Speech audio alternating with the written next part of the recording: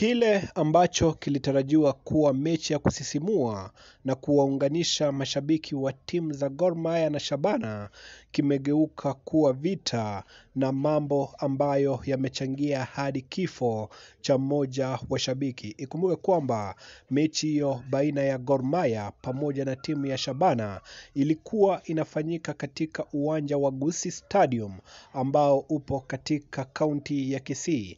Unapata kwamba muda mchache kabla ya mechi hiyo kuanza, mashabiki walianza kurushiana maneno na mwisho wa siku ukapata kwamba wakaanza kurusha mawe na vita vikazuka vikubwa sana.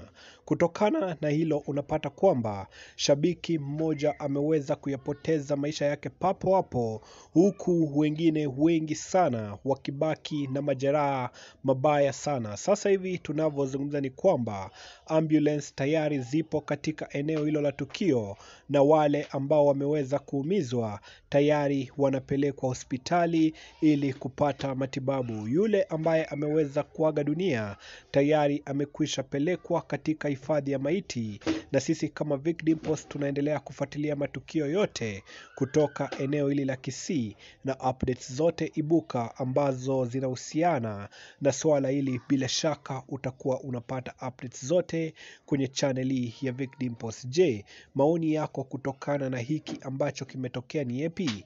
Ikumbuke kwamba si mara ya kwanza vita kutokea wakati wa mechi katika taifa la Kenya. Ni swala ambalo tumeweza kuzoea hasa pale timu ya Gor Mahia hucheza na timu ya FC Leopard, lakini unapata kwamba kwa kipindi hiki ilikuwa ni Gor Mahia vs Shabana FC. Je, maoni yako ni yapi? Drop comment yako na kumbuka kusubscribe, au sio?